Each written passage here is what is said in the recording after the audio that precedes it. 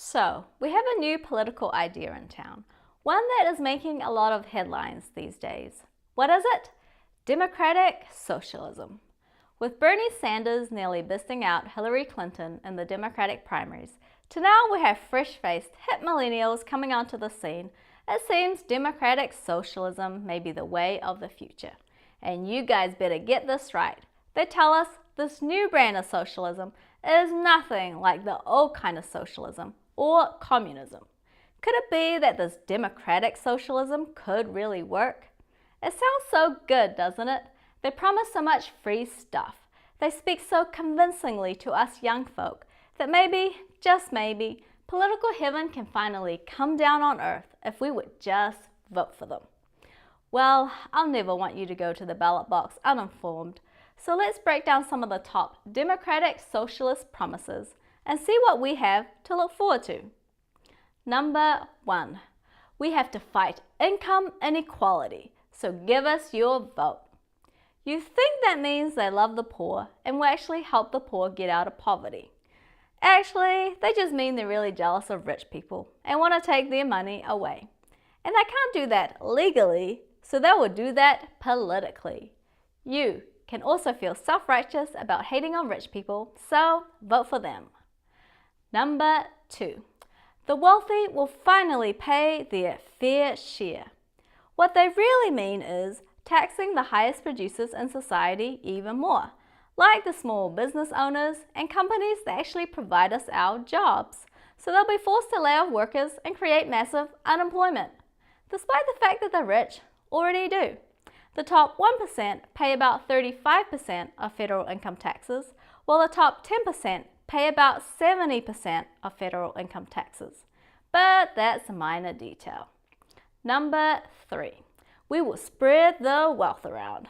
What they really mean is we will spread the poverty around. Because once the rich get taxed so much, they won't be rich anymore. Then they'll come after the middle class and then the poor.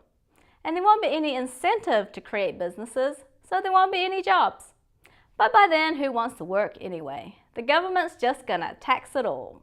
So we'll all be poor together, like in the socialist paradise of Venezuela, where the economy is in crisis, the starving population is eating stray animals, and there isn't any toilet paper in the stores.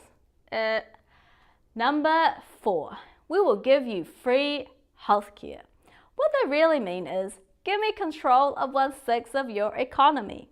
Give me the right to make your medical decisions. Who gets that medicine or MRI or heart surgery and who doesn't? Ultimately, who gets to live or die? You think you're getting free healthcare, but really, you're paying a whole lot of taxes for the government to hire bureaucrats to collect those taxes and administer this free healthcare as they choose. And if you're healthy, you'll still have to pay for this free healthcare for everyone else. Number 5, free college for everyone. How much is college again for 4 years? Like at least $100,000 per student? But don't worry, the democratic socialists will somehow get all this money to pay for all their free stuff from the taxes of the rich. Or they have a democratic socialist tree of money we don't know about that just keeps giving out money despite economic realities. Again, minor detail. And if you don't want to go to college, well, sorry, you'll still have to pay for this free education for someone else. Number 6, we will raise the minimum wage so everyone gets a living wage. Or they'll just end up unemployed. Instead of letting people work at the wage they're worth, businesses will just lay them off if they can't afford that government decreed wage. That's happened historically anytime minimum wage laws are enacted. It hurts the very people it's supposed to help. Number 7, federal jobs guarantee. Everyone will get a job from the government. Have you ever gone to a DMV? Do those people look like they love their jobs?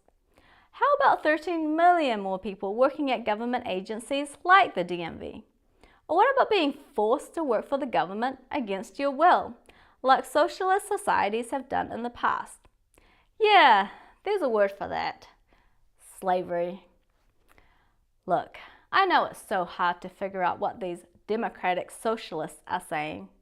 So, to make it easier on us voters, we just need to remember, whatever they're saying, they usually mean something like the complete opposite.